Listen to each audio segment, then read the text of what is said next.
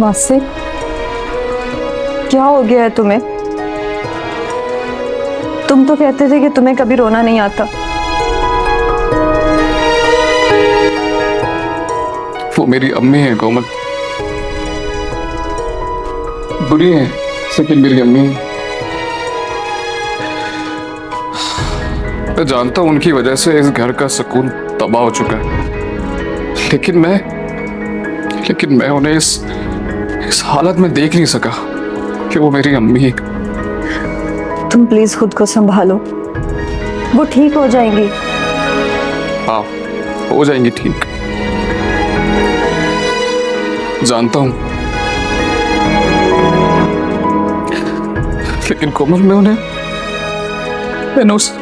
उन्हें इस हालत में देखना नहीं चाहता था। इतनी ग्रेसफुल थी वो। अस्सलाम अलैकुम दोस्तों, जैसा कि आप देख रहे हैं, आज हम बात करने वाले हैं ड्रामा बहू बेटी किस्त 70 की। अगर आपने अभी तक हमारे चैनल को सब्सक्राइब नहीं किया तो अभी कर लीजिए, क्योंकि यहाँ आपको हर रोज बेहतरीन ड्रामों की दिलचस्प कहानियाँ देखने को मिलती है। तो चलिए बगैर किसी देर के चलते हैं आज के ड्रामे की तरफ। आज की किस्त जज्बात, दुख और पछतावे से भरपूर थी, जहां हर किरदार अपने किए हुए फैसलों की कीमत चुकाता हुआ नजर आया। लेकिन सबसे ज्यादा दिल को छू लेने वाला मंजर वो था जब वासिक की आंखों में पहली बार आंसू नजर आए। कोमल हैरानी से वासिक की तरफ देखती है और कहती है, तुम तो हमेशा कहते थे कि तुम्हें कभी रोना नहीं आता, फिर आज क्या हुआ? वासिक भारी आवाज में जवाब देता है कि चाहे इसकी माँ ने कितनी ही गलतियां क्यों ना की हों, कितने ही लोगों की जिंदगियां क्यों ना बर्बाद की हों, लेकिन आखिरकार वो इसकी माँ है। वो उन्हें इस हाल में देखकर अंदर से टूट चुका है। इसे यकीन ही नहीं आ रहा कि एक वक्त की बावकार और मजबूत औरत आज अपनी पहचान तक खो बैठी है।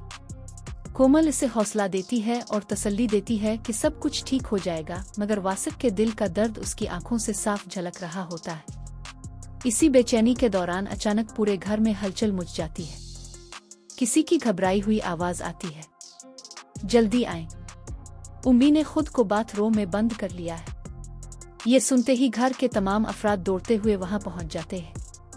सब दरवाजा खुलवाने की कोशिश करते हैं और हर तरफ खौफ और परेशानी का माहौल छा जाता है। इसी दौरान हानिया एक ऐसी बात कहती है जो सबको खामोश कर देती है। वो आंसुओं के साथ कहती है कि अब ये सिर्फ जिस्मानी बीमारी नहीं रही, बल्कि उनकी असल बीमारी उनके दिल में बसी हुई नफरत है। बरसों से जो नफरत उन्होंने अपने दिल में पाली, आज वही उनकी जिंदगी पर हावी हो चुकी है।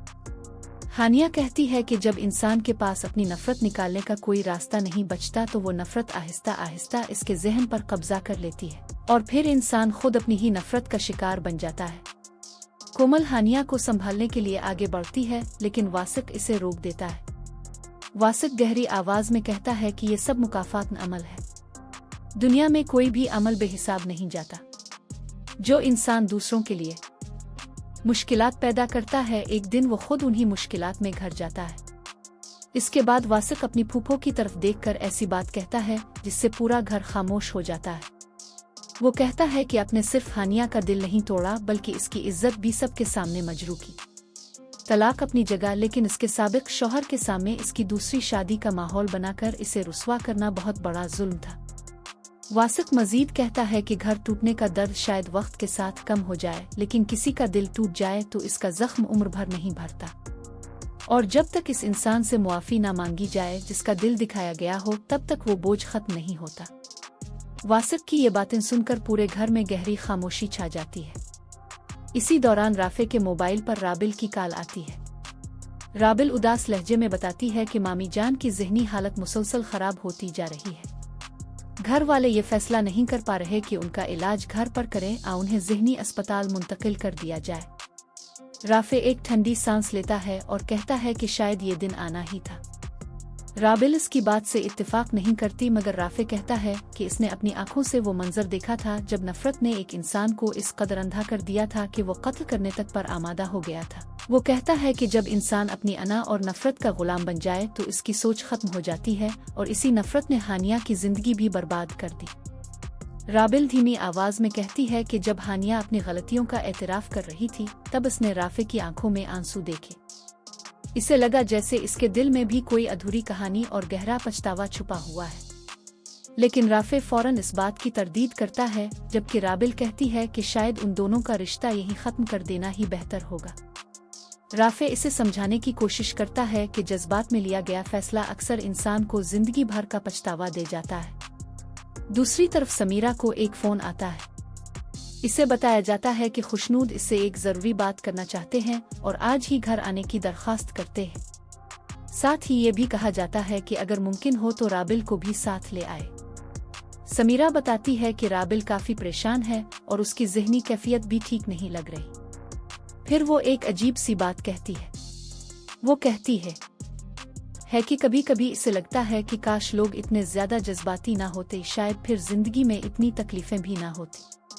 ये बात सुनकर सामने वाला भी सोच में पड़ जाता है और दोनों शाम को मुलाकात करके तफसील से बात करने का फैसला करते हैं। अब देखना ये होगा कि क्या वासिक की माँ कभी इस हालत से बाहर आ सकेंगी। क्या फूफो अपनी गलतियों का एहसास करके हानिया से मुआफी मांगेंगी, और क्या राबिल और राफे का रिश्ता बच जाएगा, हमेशा के लिए खत्म हो जाएगा। उन तमाम सवालों के जवाब हमें बहू बेटी की अगली किस्त में मिलेंगे। अगर आपको हमारी आज की ये ड्रामा स्टोरी पसंद आई हो तो वीडियो को लाइक जरूर करें, और अगर अभी तक आपने हमारे चैनल को सब्सक्राइब नहीं किया तो अभी सब्सक्राइब कर लें।